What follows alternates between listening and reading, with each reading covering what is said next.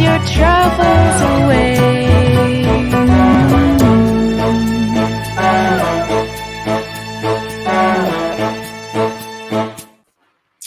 Here we are. Happy Monday, my friends. This is Coffee Talk, brought to you by the Regold Company. And you can learn more about us at regold.com. We are a show for dance teachers and studio owners, coming to you every other week live. My co-host is Laura Giacomelli Hunkowski, and she is from Pennsylvania, studio owner and my cohort here at Coffee Talk. Hey. Welcome, Laura. Hi, how are you, Ray? Life is good. I'm excited for today's Coffee Talk. Same, I am too. It's going to be a really good one for sure. I think things that we all need to start thinking about as studio owners to help our dancers later on, to help us be more informed. We need to have these conversations because times are changing, as they always will do. Yes, and for the better in the world of higher education and dance. Mm-hmm. What's going on in your life as we prepare for Thanksgiving? What's going on at the studio? When does it close? So right now, we are in the midst of ordering recital costumes. We had a parade with like 70 of our dancers yesterday. It was weird. I actually was able to go to the studio for 6 hours and order all of our recital costumes and clean my carpets while the parade was happening, which might not sound like very exciting, but to be able to kill two birds with one stone was a delegation win for me. I have like a to-do list of things I want to get done. I know we spoke about this earlier, but I want to really close up shop for Thanksgiving. I want to actually put my away message on. I want to spend quality time with my family. I don't want to be worrying about anything business-wise. So I'm just really focusing on the next like 2 days to tie up loose ends to then really like log off and shut down, because it's been lots of excitement at the studio. We'll say that. And I think everyone just needs a little bit of downtime, you know? Like I love it, but I'm like, I need a little breather. Take a moment to talk to our viewers today and who will be watching this on demand, and tell them why it's okay to do what you just said. Meaning, because this would be a time of the year where people are saying, okay, I got this weekend, I'm going to order my costumes, I'm going to do this, I'm going to do that, whatever. So just give me some words of wisdom for that topic right there. Well, I will say that I used to be that person. I used to order my costumes over Thanksgiving break. And I literally said to myself, everyone else in the country is getting a break. You work a 9 to 5, you're not logging in, or you shouldn't be logging in. Tell my husband that. We work so hard, just like everybody else. We're real business owners. We're real entrepreneurs. We're real teachers, right? Everyone deserves to have time off and to spend one-on-one time with their family, with their friends, by themselves, whatever it is they want to do over this break. And I feel like, you know, I get to a point, it's right around Thanksgiving, where I feel like my cup is really low. I don't know if people can relate to that. And I know if I just continue to just pour from it, my teaching in December and my running my business in December isn't going to go well for anybody. So I really try to buckle down the days leading into the holiday so that I can actually come out of the holiday with a full cup. It's only going to help you in the end. Taking time off, it's only going to help you. It's going to help your business. It's going to help your students. You can't pour from an empty cup. Amen. Yeah. Amen. I preach the making time for yourself thing to so many studio owners. And the thing that I get back always is, almost like a guilt not getting the work done. And for me, it's like you'll get rid of the guilt by actually getting away from it and experiencing the other part of Mhm. life and get back in there and do that thing that needs to be done and get it done. Yeah. But not during the time when you have a chance to make memories with your family. Or I know this could be, you say, how could somebody do that? But what about a whole day of Netflix? Right? That would be okay. That sounds glorious right now. I was jazz hands for that, Ree. It sounds glorious. Like I'm the workaholic telling everybody that, but it's true. It's true. It's true. Take it from me. What are you doing for Thanksgiving? So Thanksgiving, I am not a cooker. I am a choreographer and a teacher and a studio owner. I do not cook. You don't want to eat anything I that like that you called it a cooker. It almost makes it so of course you don't cook. No, I'm not a cooker. So we're going to my sister-in-law's house, and my brother-in-law is an incredible chef. So he'll make everything from scratch. And then my parents live in the Poconos, so we're going to sneak away and do like a Pocono weekend. So Thursday night we're driving up and we're staying up there the whole weekend. So we're super, super excited for some cold winter weather and just chill out, build a fire and drink some hot chocolate and just chill out. How about you? What are you doing for the holiday? My friend Tim is coming from out of town. He's running a studio in Pennsylvania, and I'm headed over to my brother Rennie's house. We'll hang out with the family for Thanksgiving Awesome. there. I love the holiday. I love getting together, but what I like, now you're gonna discover something. You know how he said the Netflix thingy? Uh-huh.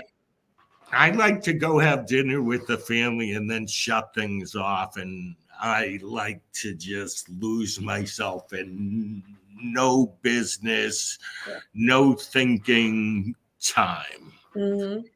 So yeah, I'm gonna have a nice weekend with the family, but I'm also gonna have that refueling part of the weekend as well, Perfect. which I suggest for everybody. Mm-hmm. Agreed. Okay, so in the comments, let us know who's here, where you're from. I need to move myself around here. Hang on, everybody. Erin's here. Hi, Erin. Have a happy Thanksgiving. Erin Ray. Hello, my friend. We are excited to have Melanie Shelley here from Oklahoma City University. She's a blast to talk to, and I love what they're doing at Oklahoma City, and I can't wait to share her and all the cool stuff they have going on. We'll be back with you right after this.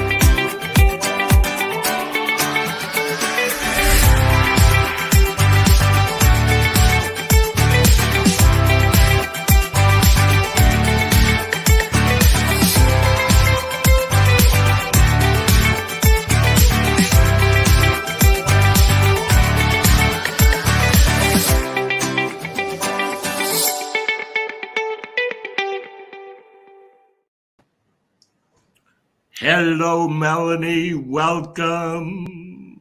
I'm so happy to be here. Thanks for having me. Thank you for being here.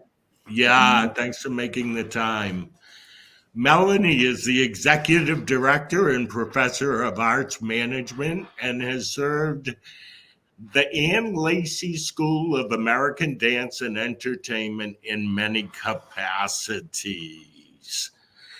Tell us a little bit about yourself, how you became involved in dance and your passion, how it developed.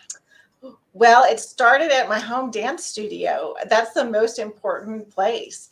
And as I was a part of my home dance studio, I just was curious about everything. So, of course, I loved dancing. But as I got older, then I was assistant teacher. And finally, I got to be a teacher. But I loved working at the front desk and tracking all of the enrollments because I kind of had that business mind too. And I had the creative part that I loved working with the costumes. And when we'd load in for our recitals, I was the one who would stay late and see how the gels were going into the lighting instruments. And so I was looking for a place that had, everything that I was loving.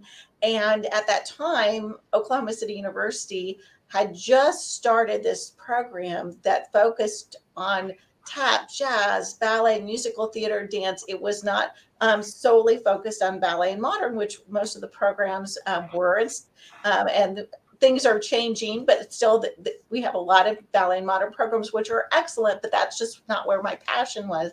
And so I ended up at Oklahoma City University, and that started my whole journey. And then I started doing all of those things at OCU, and I loved it. And I guess they thought I was doing a good job because then I got hired to come back and be a part of the team. And at the time, there was just the dance performance major at OCU, but I started just taking all of these different classes in management and the costuming and the production side. And so I have worn almost every hat at in the Ann Lacey School, from teaching dance classes, academic classes,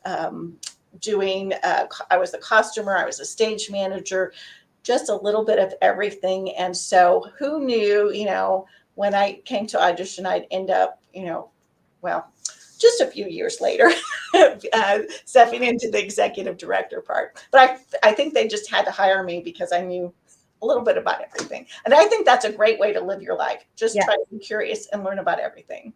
Yeah. And I feel like your program is amazing with setting dancers up for all different avenues of dance. I think as a studio owner, when you see these dancers who are so dedicated to dance and then they graduate, they only think, I shouldn't say they only, but some of them, from what I'm coming across, is they're thinking, well, I can only be a professional dancer, right? There's no other. I'm like, no, you can be a choreographer. You can work for, you can judge, you can teach, you can own a studio, you can do the staging and the lighting, you can run sound, right? Like you can do costuming, you can still be in the world that you love to be in, right? But there's so many other avenues, and your college really prepares them with all the different majors. Can you tell everyone about the different majors that you offer at the university? Sure. We have 4 different majors, and in 2015, we restructured what we were doing for a couple reasons. Students don't always know exactly what they want to do when they walk into the door when they're 17 or 18 years old. Right. And also we wanted to say, as the industry was changing, we wanted to make sure the students were prepared for as many different job opportunities as possible. So everyone comes in as what we call a dance universal major, and they are going to study, of course, their tap, jazz, ballet, theater, dance, vocal training, all of those things, but everybody's going to be exposed to teaching, choreography, and the management and production business side of things. And then they apply to their final major for their junior and senior years. So we have the dance performance major, and that degree requires the highest technical dance levels. It requires the most vocal and acting training. And those students really are wanting to have the longest careers as performers. But our 2 other dance degrees, at least 50%, if not more, of those students will perform first, but they are thinking long range, and they think, I know that I want to be doing something on the teaching and management side. So our dance teacher major, which in the fancy, academia world is the American Dance Pedagogy major, that is really prepares students, that has the most teacher training courses, the most classes in choreography, there are business classes, and we have the Community Dance Academy, which is a live learning laboratory. It's like a little mini dance studio that's housed here in our school. So as the students are getting into their final years, they're actually teaching real students. It's not that they're reading a book about how a 3-year-old acts when you try to, do a heel toe in their class. They're actually getting to teach those students. And so the students in that degree, a lot of them perform first, but we have many students who've gone on to be either teachers in dance studios or on their own dance studios, work in the competition areas, just a lot of different areas. And then the dance management degree will have the most arts management and production classes, and they take long list of classes that are actually through our business school. So it's almost like getting a double major in business. And then they are doing all kinds of things. So some of them do go into teaching and choreography and management things, but we have pyrotechnicians. We have people who are fundraisers for different arts organizations or nonprofits. We have people that are working in so many different unique and exciting places. And then we have the final degree, which is not a dance degree, but is the entertainment business degree. And it's kind of like the dance management, but you don't have to take dance. So if you're not a dancer, you could go into that degree. But on any given year, usually about at least 75% of the students in that degree are dancers. And they don't want to get far away from their dance, but they want to kind of expand to say, yeah, I want to be in this entertainment industry, but I don't see myself, dancing all the time. So those are all of our degrees. God. The amount of opportunities that you can give to your dancers for the avenues that they can go into, it's really incredible. I mean, I graduated, college was, I'm 38. So it was 20 years ago. That I feel like that was not even on my scope of options. So to know that like these dancers coming out of high school, they could go to a college like yours, a university like yours, and have all these different roads that can lead them to like success. It's really amazing. The doors that you and the training that you give them. It's crazy. Thank you. I want to dig a little deeper on the, I don't know exactly what the title of this part of this degree offered, but the business running the dance studio. Am I right that it's a whole season and that there's a show put on and you also learn like the management, the desk management as well? Like tell us about that. Sure. Because that has always fascinated me. I wish I was doing that. So as the students get into their junior and senior year, they become involved with the Community Dance Academy. And in their senior year, they are required to be teaching. And we have a little camera system. So there's an OCU faculty member that will review their teaching, and then they get feedback on their teaching throughout the year. And they are going to be working with different ages of kids. And then we have a choreography class that's specific. We have multiple choreography classes, but one is specifically called Choreography for Studios. So that's how do you choreograph for a 3-year-old versus someone who is a recreational high school dancer. It's going to be totally different. And the students work at the desk. They also are in charge when they're the seniors. It's their capstone class is called Dance Studio Management, which is they have their lab and it kind of all feeds together. And they plan everything for the final studio recital. But the cool part is, it's as in that dance studio management class, they do a portfolio project where they pretend like they are opening up their own dance studio. So they have to go out and do research. Well, how much is rent in the area that I want to have my studio? What are the steps?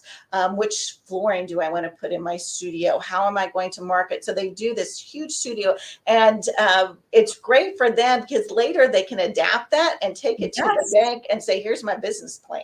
Exactly. That's literally where my mind went. I'm like, now you know that when you get to a point where like, I want to open a studio about the age of 25, I need this amount of money in the bank to open that up. You already have that all drawn out for yourself. Like, that's incredible. So it's really fun. And I have to shout out to Reed because we use a lot of, over the years, Reed's materials. He had written his book and we've used that in the dance studio management class. So especially in the arts management and the dance and the dance teaching area, the more that we can be connected to the studios across the country, that, I mean, you all are the base of dance. Without dance studios, where would we be? And so the more we can connect, and also I love that I've gotten to be involved with Soul and with the Dance Life Teacher Conference the last couple years.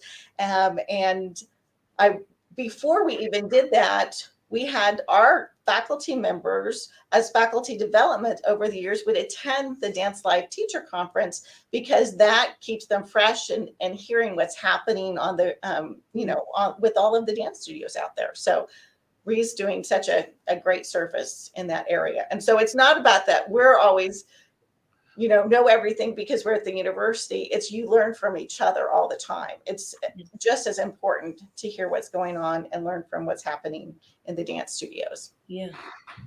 First, thank you for your kind words. I appreciate that. And yes, I consider it one of my credits that Oklahoma City University used the book that I wrote within their curriculum.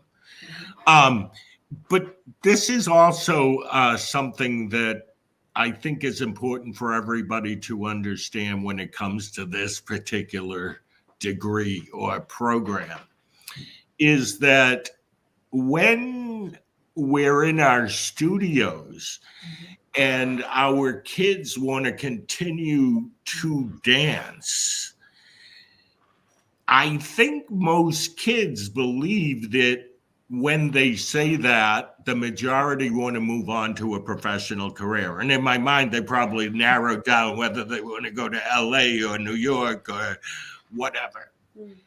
I feel like Oklahoma City University opened the doors to, are you passionate about dance? Mm-hmm. Here are 20 different journeys you can take and use that passion in. And as an entrepreneur, a dance entrepreneur, I look at it and say, okay, these young people, next generation, dance parents wondering what dance means in the context of your children and their futures, the opportunities are endless. Yeah. Mm-hmm. Yeah. I think to Ree, this is I think adding on to that, maybe parents will be less nervous or scared for their children to pursue a professional dance degree, right? Like in whatever realm now, because now we're not just saying, well, you can dance until you're 35, right? Or you're 38, right? And then it's like, but then what do you do? Because your body can only sustain so much. Like the future is endless in dance, right? You can be dancing professionally and prepping to open a studio or judging, like we're saying. I feel there's when I was growing up, I know my mom loved that I danced. My mom worked for me. She ran my office for the first 5 years that I owned the studio. So we are a family affair. My dad builds all my dance props, laid all my flooring, but my parents, when I said I wanted to go to school for dance, are like, and what? Mm-hmm. There had to be a double major. There wasn't.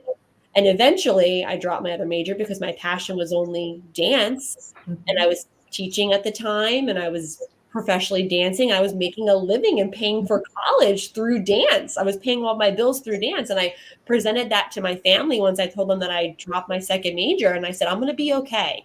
I'm smart. I can figure it out. I'm going to be okay. But I think back, and now that I'm a parent, I now see all the avenues being in it that we can go into. So if my son comes to me at 18 and says, I want to go to school for dance, I don't think my initial reaction is going to be like, oh my God, that's a crazy career, right? Mm-hmm. I'm going to say it's a lot of work, but there's a lot of work in any career. My husband's an engineer. You know how hard he had to work to become an engineer? There's work in any career if you want to become successful.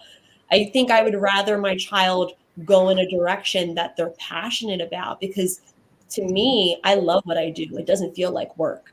It's hard sometimes, but I never wake up and say, oh, I wish I did something else. I wake up every day and I'm saying, I'm thankful that I'm the owner of Libra Dance Studio. This is exactly what I want to do with my life, you know? Mhm. And I feel like there's a lot of kids with that passion in these studios. And if we can push them in the right direction, or even just show them all the different directions that they can go in, like our future in dance, it's really incredible, the things that that it offers us now compared to what it offered even 5, 10, 15 years ago, right?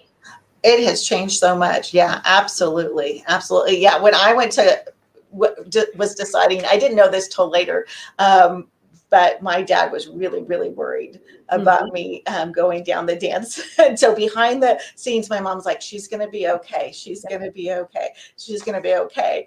And they now are like, yeah, I guess you're okay. Yeah, you're good, Melanie. Finally. Yeah. No, but I never knew, I did not, I credit them that they, would be worried behind the scenes, but they never told me that. So. So tell us about, I know you're getting ready right after Thanksgiving, you'll launch this Christmas Spectacular. Yes. What is the Christmas Spectacular? Tell everybody. So we have many performing opportunities, but our main company that does the big productions, it's called the Star Dance Company, and we do a fall show and a spring show, and there are a lot of things in between. But the Holiday Spectacular features 130 dancers and a crew of about 50 students. And when I say crew, it is going to be our costumes, sound, lighting, box office, marketing. So whenever we have our major productions, we don't let any learning opportunity slide by. We say, how can we make sure that we are taking advantage of all of these things? So there are students that are doing all of these things. Of course, faculty members are overseeing. So for any of our major productions, every single student is involved, either behind the scenes or on stage. And our Holiday Spectacular does have kick line. So it, has a little bit of a Radio City spectacular feel for some things. But this year we have a hip hop dancing Santa Claus. We have reindeer kick lines. So just it's a family fun extravaganza. We have an amazing amount. I think we're up to 80 moving lights that we have purchased over the years. And so the students get to learn how to program those. So the technical value that the audience sees is amazing. And at the same time, that's another skill that our students are getting to learn. So it's over the top, and it usually is almost sold out or sold out for all of the productions. That's now, in my thing, you have to look at all of your budgets, are all the ticket sales coming in. And so I'm excited to say that our Saturday shows are almost already sold out, and we just are starting our push with our advertising. So I think we're in good shape. That's awesome. That is awesome. And so I could be someone who is involved in ticket sales or creating and producing a program for it. Yes. And one of the up and coming, as you say, the world changes. And of course, we're doing so many things digitally. We have a staff member who is over our communications and marketing, but there's a student team. So the things, if you follow us on social media, a lot of those things that are going up have been developed by our student team of marketing students. So they're dancing and then they're editing and recording all of these things. So that's something that, if you said 5 years ago, we didn't have that. So, and now it's huge. What would you say to the teacher or studio owner out there about preparing our kids for the search for the right school, and what the kids should be thinking as they're getting older to be ready or have the right things needed? Sure. One thing that's I don't find this very often, because I think that dancers are very disciplined. So, but making sure that you're doing well in your academic in high school is important, because colleges are going to have to admit you on two different ways. One, academically to the university, and the second is going to be, for most programs, auditioning to be into the program. Some programs don't audition, but we audition. So it's a twofold thing. So making sure that academics are important, and you're not saying, oh, that doesn't matter, because it does matter. And it does matter if you know how to do your business. So all of those things are important. So I would say that. And then the other thing is for them to start early and to think about what type of dance they want to do and what type of dance careers. It doesn't have to be set in stone. People change their minds all the time, but there's going to be a difference. So for example, I had a dad reach out to me last week to say, hey, we're traveling through, I see you're a big dance program. We want to stop. My daughter wants to get into a ballet company.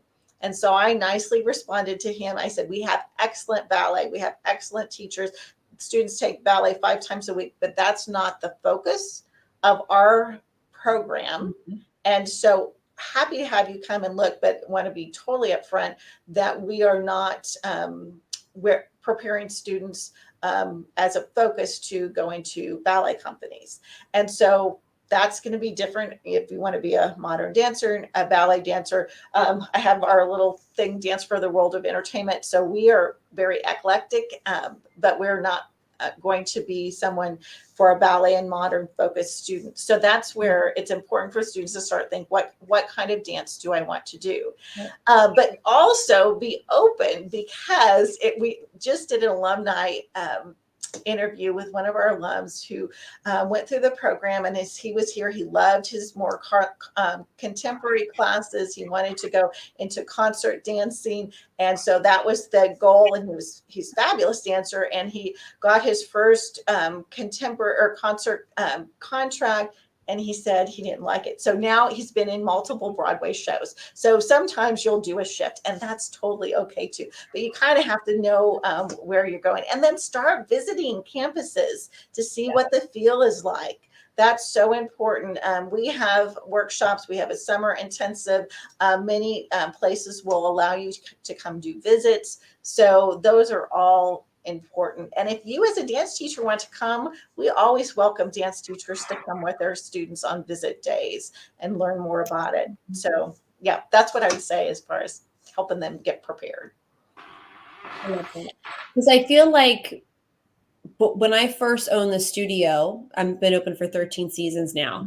I was dealing with littles, right? We're dealing with 3, 4, 5, 6, 7-year-olds. I didn't have high school dancers who were going to be dance majors. These were, but now that we're 13 years in, I now am at the point as a studio owner where I have dancers who are now approaching that age or are at that age, and they're thinking about colleges. And I feel like as a studio owner, I feel like everyone who's a studio owner should hear this. Like, we should be learning what we need to learn and have that knowledge for them. I'm not saying we need to know all of it, but we should be going to events like Seoul, where there's colleges there that we can be talking with them. We should have relationships with different colleges and directors, and like we need to be up on what different programs offer, because I'm at the point now where the moms are coming to me and saying, Laura, where do you think she would fit?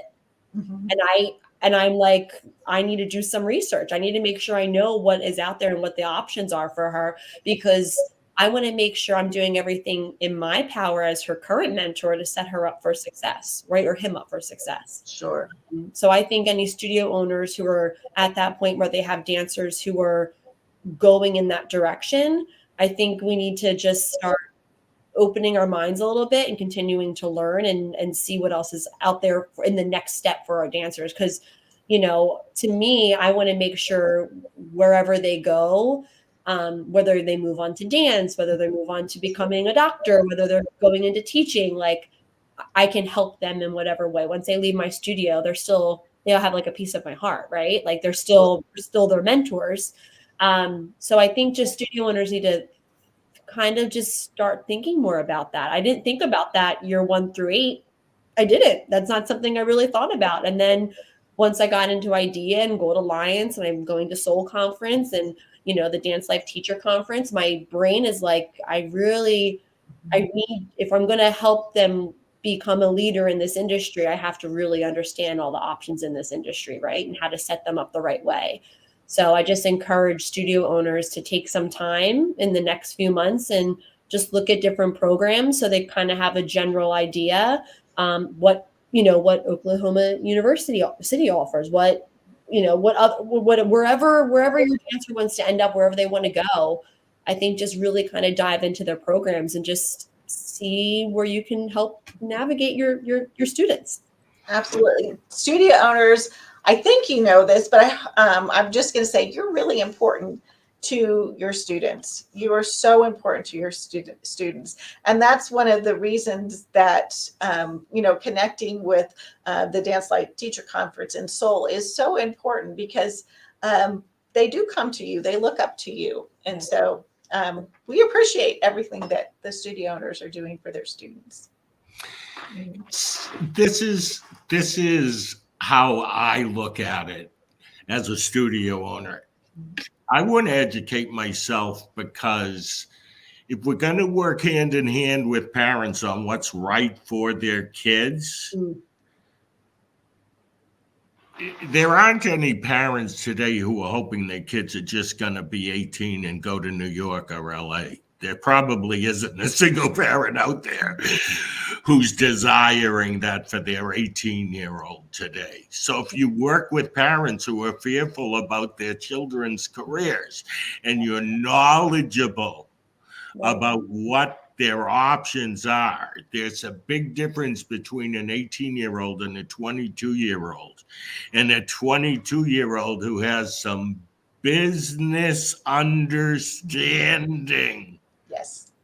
Moving into the professional career they always wanted, will be better off. So yeah, I do believe it's our responsibility. But know this, Melanie, what I think might be one of the reasons studio owners or teachers don't know so much is because I don't know that they understand how far the programs have come. Yes. Mm-hmm. Yes, probably.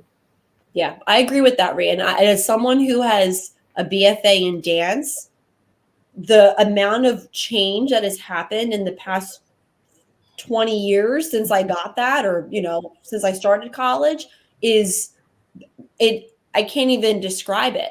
I wasn't able to take any business classes or anything like that. And I always knew I wanted to be a studio owner. I always knew that. I wanted to dance until I was 25. And at 25, I wanted to open a studio. And I still danced professionally up until I had my child around, 32, 33. But I always wanted to own a business. And I kick myself in the butt that I didn't maybe go more into the dance world and really seek out a college that was specific to what my end goal was. Yeah. Right.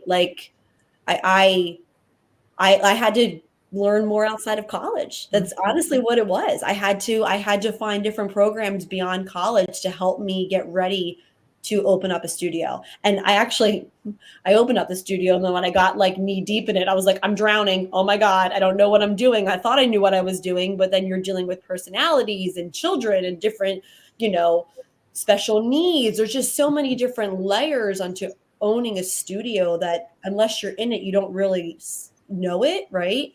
Yeah. So that's when I had to search out other avenues after. But I think I hear, what you're saying, Melanie, as far as you can run a studio in your senior year and you already have the teaching on your belt. You're getting critiques on your teaching on all the different ages. I'm like, God, I didn't really become the teacher that I am until I was 10 years in, because it was a lot of figuring it out, right? How do you teach a 3-year-old compared to a 5-year-old? It's a big difference. I know that now. I know that, years into teaching, but God, to get that in college, and to hire someone out of college who has a degree, an understanding, and has already been in a classroom and taught littles, to me, that's priceless. Yeah. As a studio owner, to know that you have teaching already under your belt coming out of college. Wow. and people who helped you become a great teacher coming out of college. As a studio owner, I'm going to want to employ you over someone who maybe doesn't have that, Sure. because I know that you have that knowledge and that understanding of what they need. And to me, that's worth, I as a studio owner would pay more money for that. I would. Well, and for those parents that are worried about what their students are going to do when they graduate, the dance teacher majors, they always have a job right out. They always do, Sure. because studios are scooping them up. Yep, I'm sure, with good reason. Because even when I hire people now, especially with my littles, because it takes such a special pair of white gloves to handle the littles, and to me, that's my future. So I will always make sure that they're extra taken care of. I found in the past couple years, I make people co-teach with me with the littles for a year, and they're in the classroom and they're my assistant. I no longer use teenage girls as my assistant in classes with me. I'm like, I'm going to pay you a teacher rate and you're going to teach next to me for a year, because I want you to teach how I teach, and just kind of see. And you can put your flavor on it when it's your classroom, but this is the Libra Dance Studio way. This is kind of how I want it done. But I don't mind making that investment, because I know it's going to help the teacher. It's going to help my studio. It's going to be amazing for my students. However, it's like, wow, if I had someone like you're saying coming out of school, I understand why those studio owners are scooping them up and they have a full roster of classes to teach Monday through Saturday if they want it, because that's priceless. It's priceless. Well, what you're doing with your teachers, that sounds amazing. Oh, thank you. Thank you. And it makes a big difference. It really does. It really does. Melanie, what excites you about the graduating students of today and the last couple of years and what's coming? Like, what excites you about them? Oh, well, I love hearing the first jobs and then the second and third jobs and everything. So it's so nice now with social media that we get to connect better and really see what everyone's doing.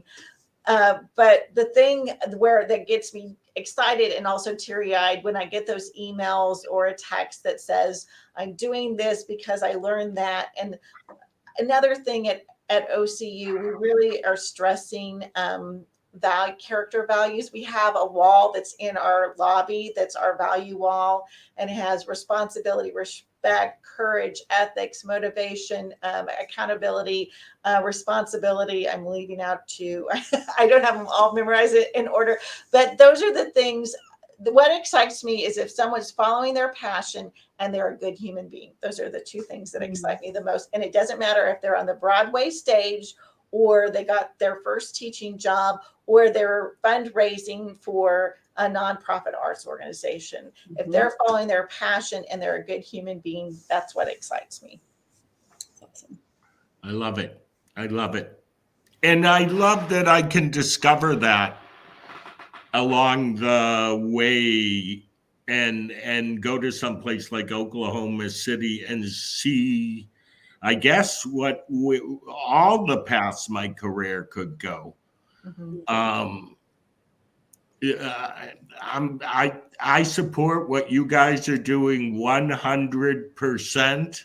I get excited to share Oklahoma's information with people, because as I said when we started this, I believe if you have a passion for dance, the opportunities are endless. Mm-hmm.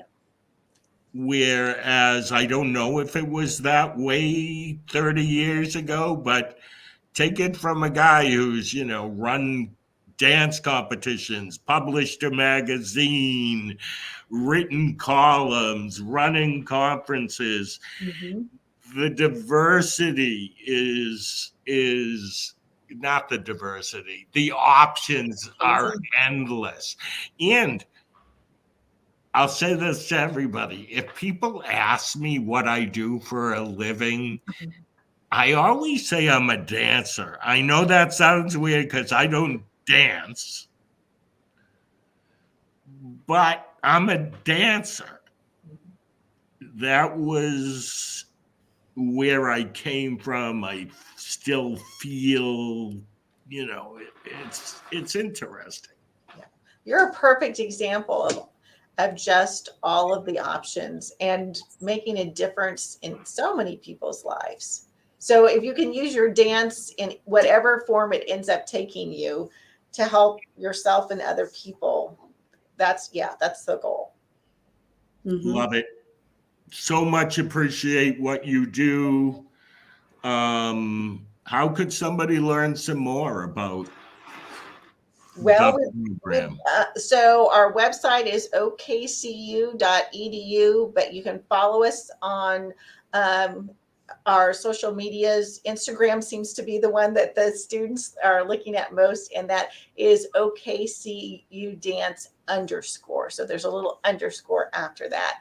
And we come and visit us. We have high school workshops coming up in January. That's just a one-day workshop. That's both virtual and in person. We have in July our summer intensives. And you can also just contact us to schedule a visit if you're coming through Oklahoma City or want to make a special visit out. You absolutely can do that.